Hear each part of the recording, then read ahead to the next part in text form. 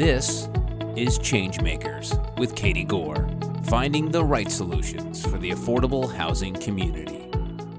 This week's changemaker is Angela Jimenez, the CEO of the Housing Authority of the City of High Point. From her beginnings in public housing to becoming the Housing Authority's first female CEO, Angela's journey exemplifies the power of determination, including service in the United States Army and earning her MBA from High Point University. Angela, welcome to the show. Well, thank you. Thank you for having me.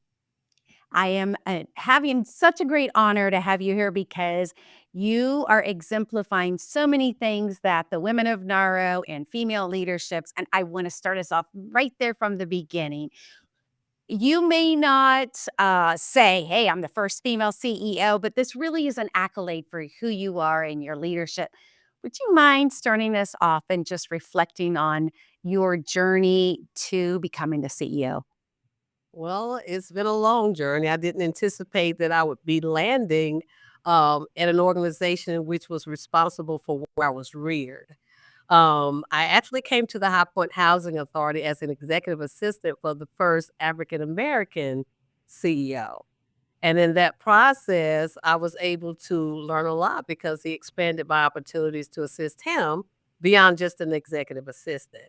So in that process, I was able to utilize my knowledge as a former resident and as an administrator and combine those two things together to try to create an environment even for him and to educate even him in how we could better serve the community outside of just doing inside the box, just providing housing and services, but to be able to empower our residents to be able to do more and be able to use Housing Authority as a transition station instead of a permanent location.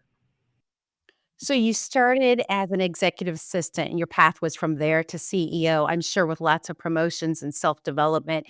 What was that like when you were telling people about your professional journey? Maybe now, I'm sure you speak to residents. What's the first thing you tell them about your journey? Well, as I was saying before, because I was a former public housing resident, I think it helped them to be able to connect. A lot of times when it is I always say you can't tell a person about having a baby unless you've had a baby.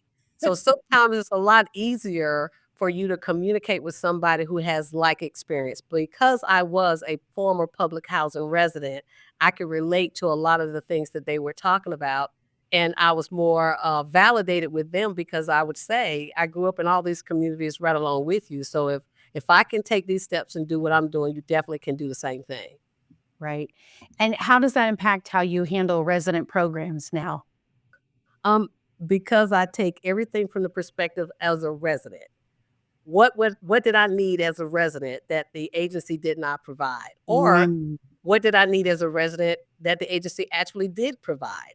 right. One of the things that I noted in my process is that a lot of the individuals that I'm encountering that are having a lot of challenges did not have early childhood education.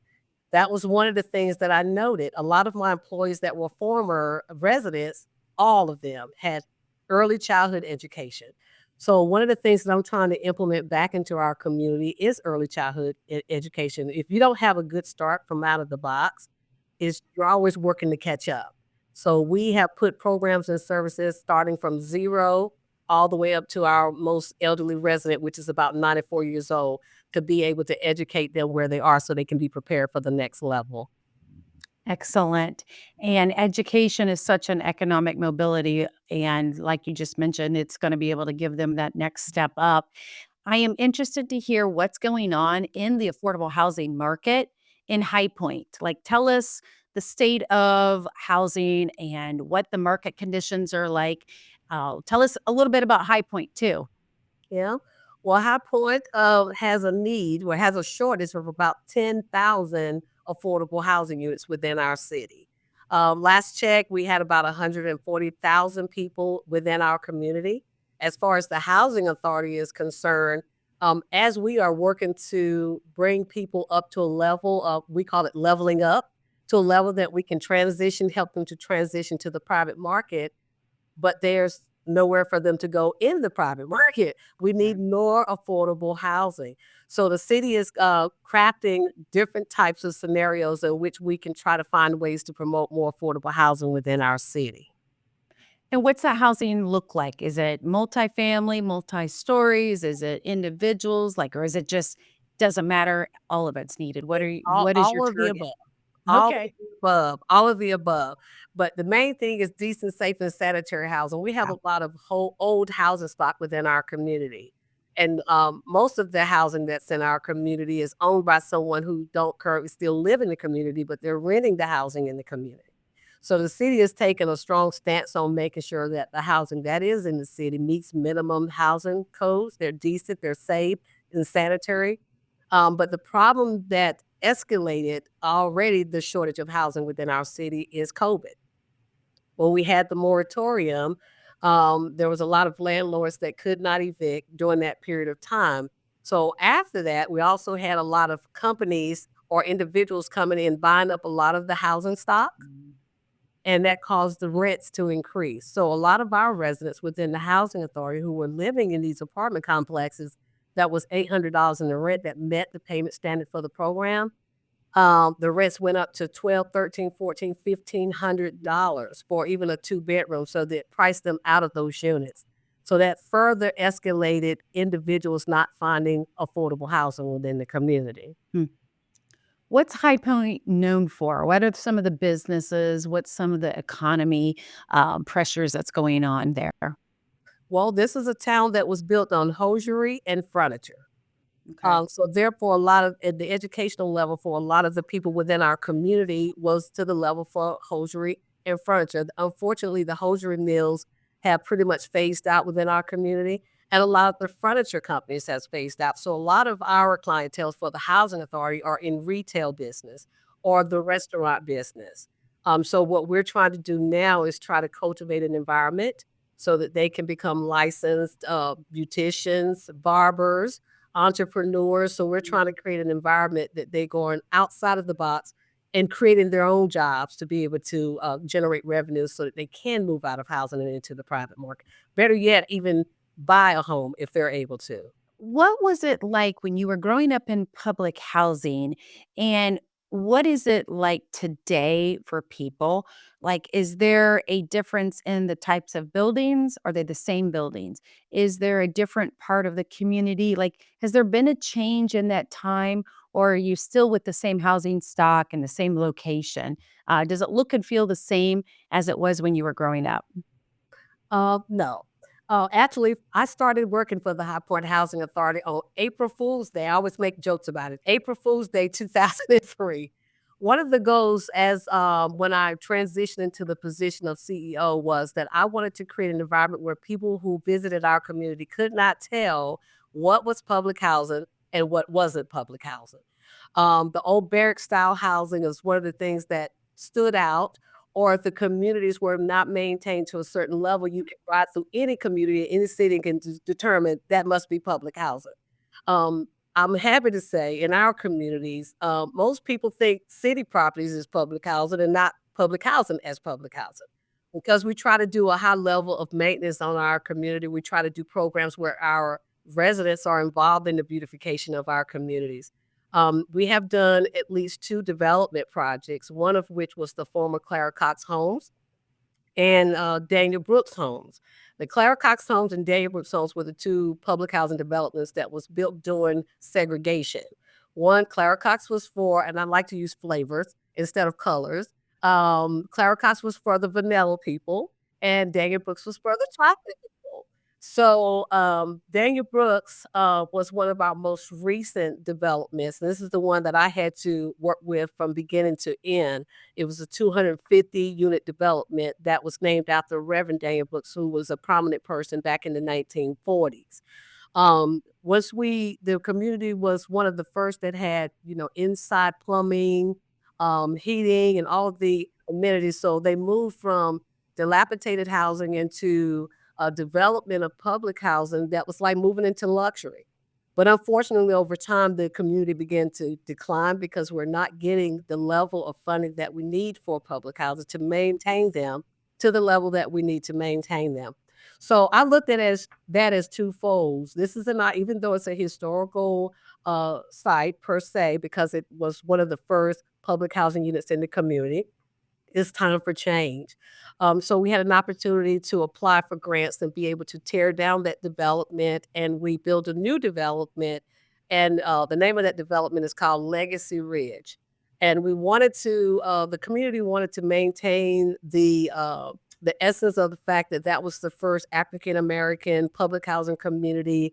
Reverend Daniel Brooks was a very prominent member, but we've had so many others that contributed in the community, and I'll say chocolate individuals. So we decided to call it Legacy Ridge, and we're going to highlight some of those prominent members who have helped us to move from where we were in the 1940s to where we are today. The style of housing is totally different. We built them so that they would look like high-end housing, but on an affordable rate. Park Terrace, our first development, very beautiful community. They have all of the amenities that a three-star, I would say, housing development would have. They have a saltwater swimming pool. They have a community center, a business center. They have laundry center. They get family self-sufficiency programming within those communities. Anything that we build comes as with the attachment of the fact that you have to be working, you have to be able to get family self-sufficiency, be in that program to be able to help meet goals, to help you to be able to be self-sufficient. Our goal is to move as many people as we can off of public assistance. I have seen some pictures of how you really, really changed the look and feel of public housing. And I mean, I have to think it is because you know what it can be and what it doesn't have to be. I have to believe it's because you have such a great knowledge to be able to make that happen in a redevelopment project, and be able to tackle it where some people would just say, this architecture's adequate, it's fine, but, is my assumption true? Absolutely, because your environment will dictate your behavior. So if we have a nice, beautiful environment for low-income people to live in, they're gonna wanna keep it nice and beautiful, and it makes them feel proud about where they live at. And it makes it easier for us to introduce new opportunities for them to have that type of an environment that they actually have their name on the title and that they own. So in our programs, that's one of the things that we have in our family self-sufficiency program is to go through the home ownership process.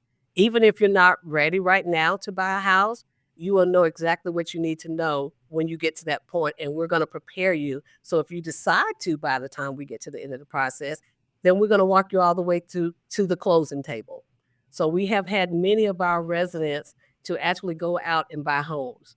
So that's our goal, ownership. Fantastic. Another thing that caught my eye about what you guys are doing and is related to the Brockman Academic Center. Tell us some more about that. Well, the Cecil Brockman Academic Center was put in place, as I was indicating earlier. We want to try to work with our youth from zero all the way up to our most senior person. We don't have a per se center where we can house and do academic programs for our youth. So we took a 3-bedroom house and we turned it into the Cecil Brockman Youth Academic Center with $25,000 grant from the state. I'm sorry, from the state. That facility, we designed it under the STEM program. So we work with the school system because we're not teachers. We work with Ready for School, Ready for Life, and they came in and helped us to create an environment of learning. Because for us, where our thought is about housing, a person in education knows that if you have certain colors in a room, things set up in a certain way in the room, it affects the learning of that child.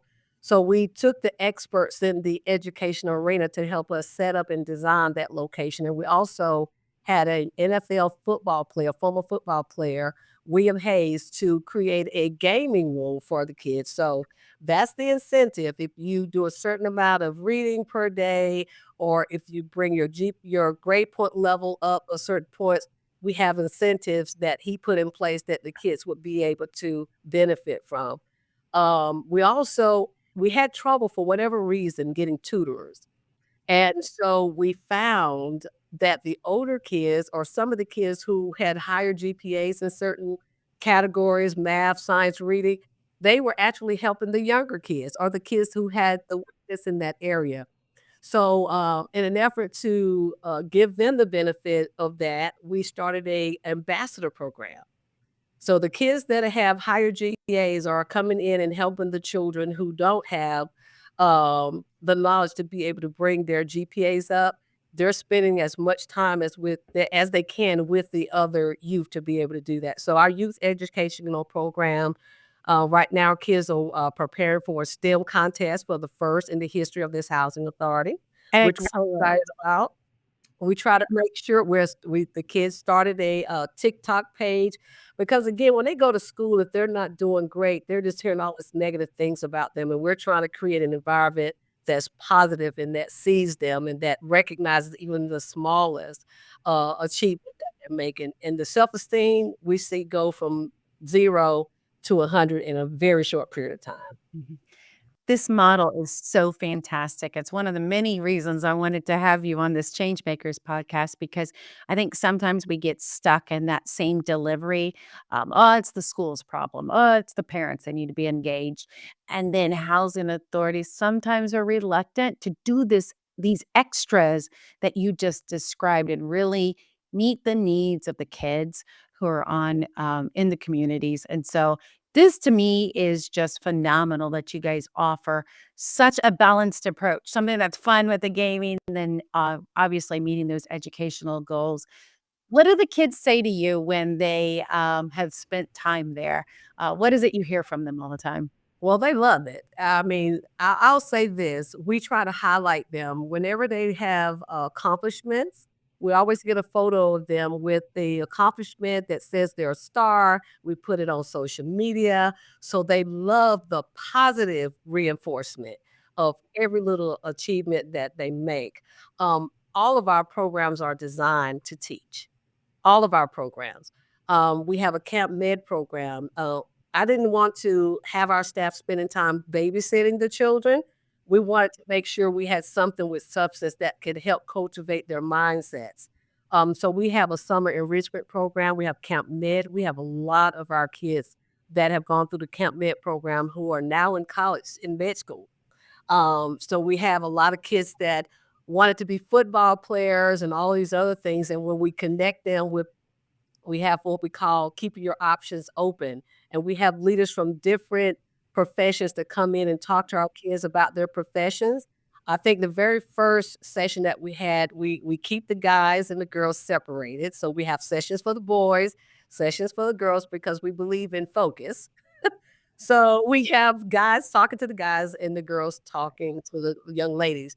And the first year we had an African American developer, female, and the young lady said, I never knew we did anything like that.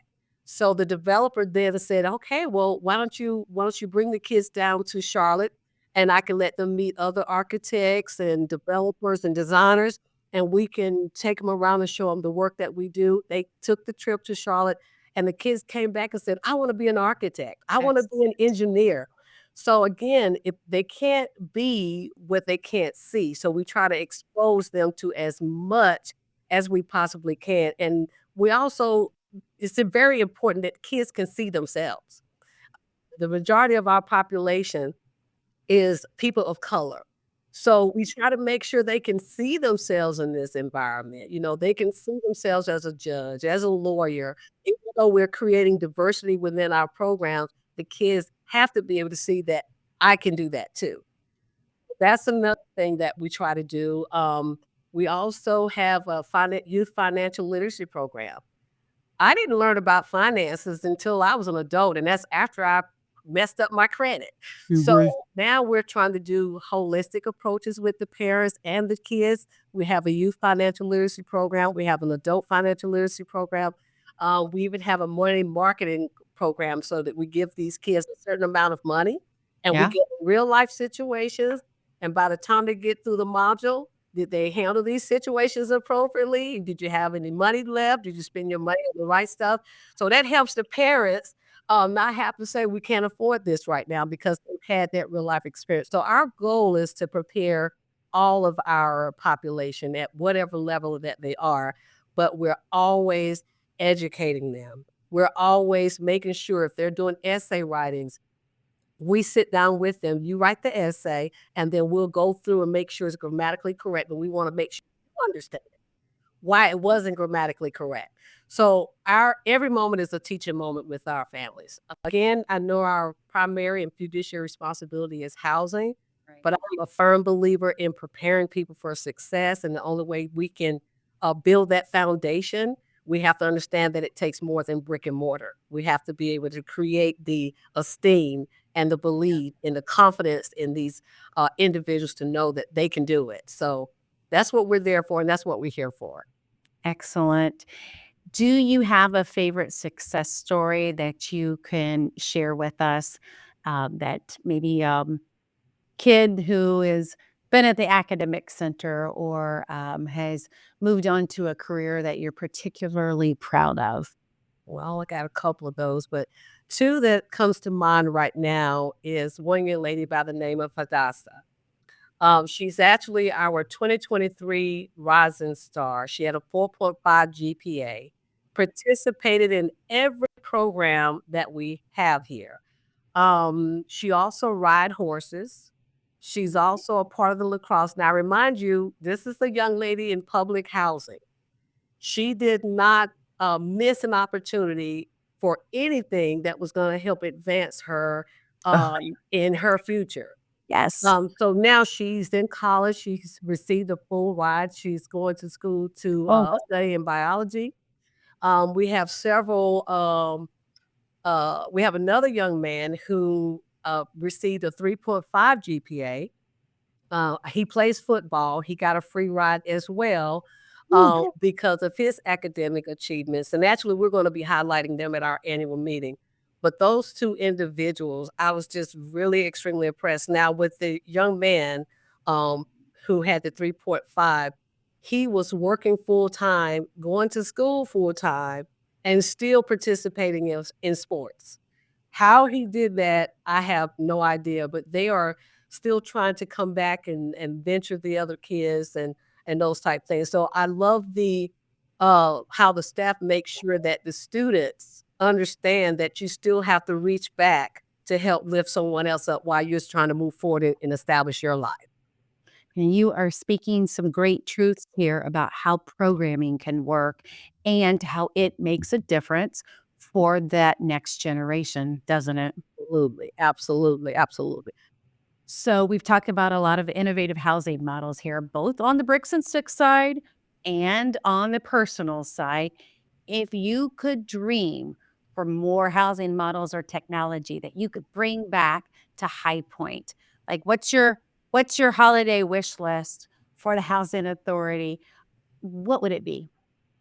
Well, more money to do more programs for my youth, and then more money to be able to help my elderly or senior population to age in place. We want them to have a productive end of life, as you can say.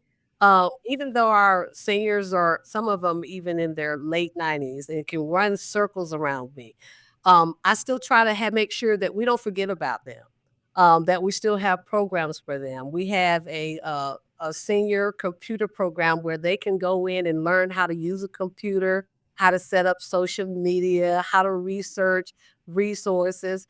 Also, money for our youth to where we could build a youth center where it could be a one-stop shop, so that we don't have to try to always keep the programs in all of the 15 developments, but we can have a one-stop shop where our kids can come and get everything that they need.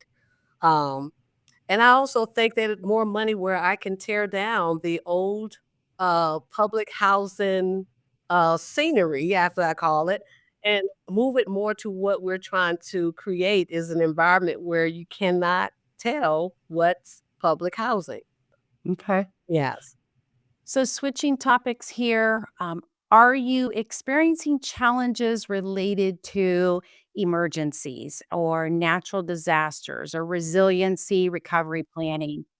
What does that look like, being at the location you are and where you are? How are you approaching those kinds of concepts?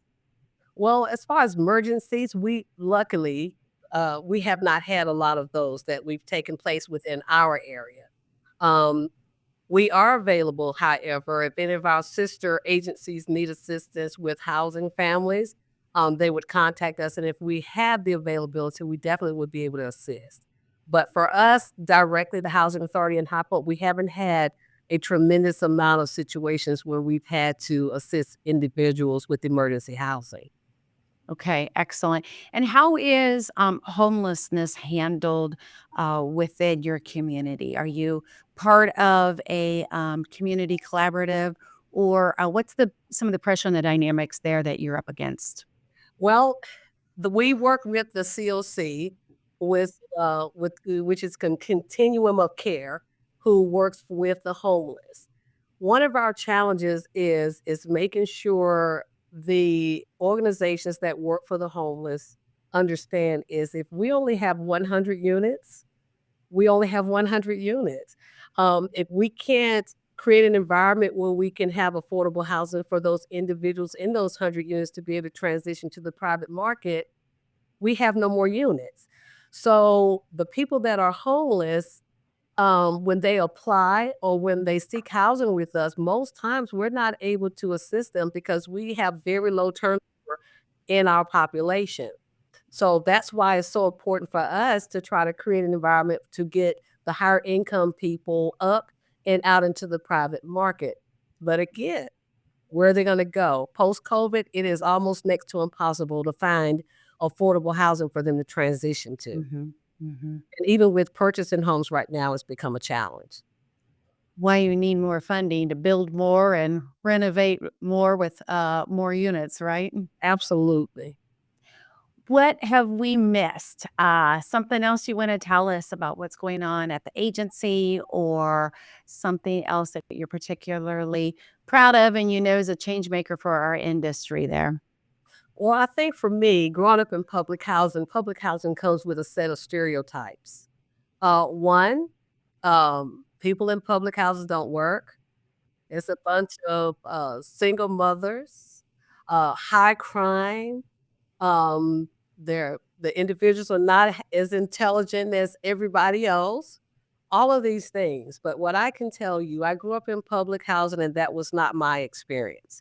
My experience was a community. If you did something down the street, that parent can tap your tail, and the one by the time you get home, you probably got tapped about 5 times before you got home. We always made sure that we were a community. If I needed sugar and you had it, we shared it. So public housing for me was the closest that I can say where a community was like a one set family. What has changed over time is the dynamics of the community, but what I've tried to do is to bring back some of those experiences that I had as a child that helped cultivate me to get me to where I am today. So I think a lot of the programs that we have is designed to create that family environment. And if the parents are not equipped at any given point to support their youth, I myself have a program called Seeds to Success. And I promise you, I have visited every principal at every school in my city to say, hey, I got X number of kids attending your school. And I want to see how we can collaborate to make sure to help my kids.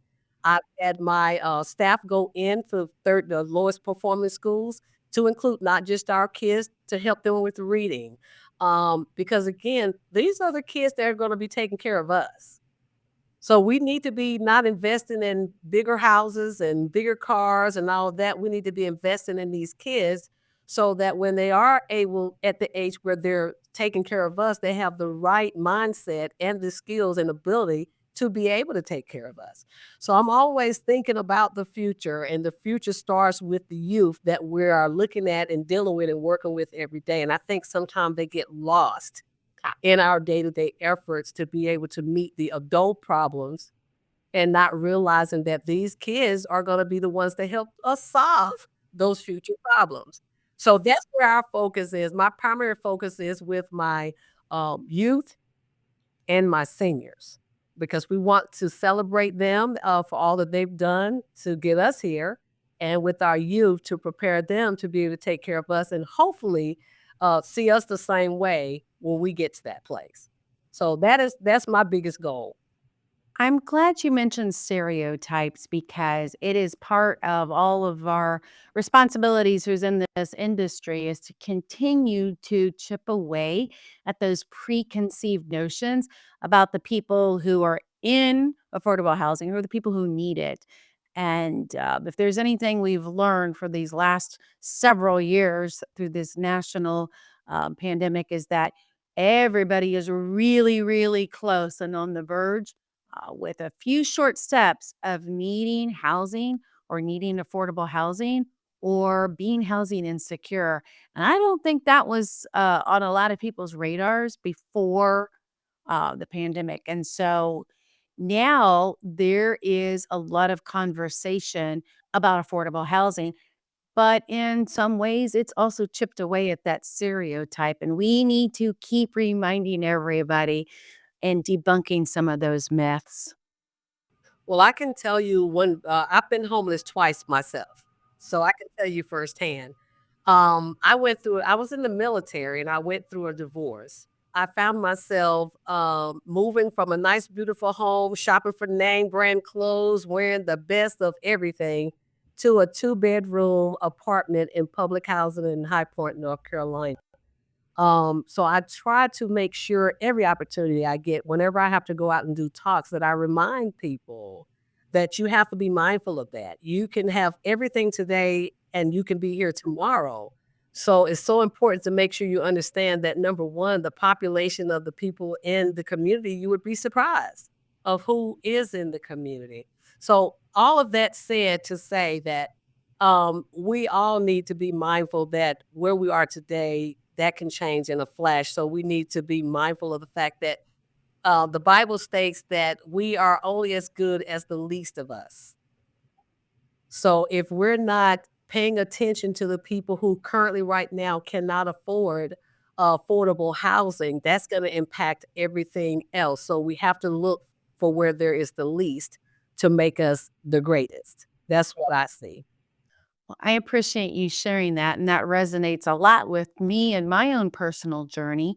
And I'm telling you, maybe it's why we're in this business doing what we're doing because we realize the not just the need, but we realize the personal impact of sort of losing everything and having life implode for a moment, and then having to sit there and say, what I like to say is, housing is not a hand out; it's a hand up. Absolutely. And if we can reframe that, then we should be taking care of, like you said, the least of these. We should be offering that hand up. So, thank you for sharing that. I know that we all get concerned about the regulations and the compliance and the grounds being kept up, which are all very fair, but we need to be reminded about why we're doing this and who we're helping. So, I appreciate you coming on here. It has been a pleasure. You are definitely a force of change, and you are definitely making a great impact for the city of High Point. So keep up the good work. Thank you so much. Thank you for having me again. Thanks for listening to ChangeMakers with Katie Gore. To find out more about Katie, go to quadel.com. That's QUADEL.com. This has been a production of Forbes Books Radio.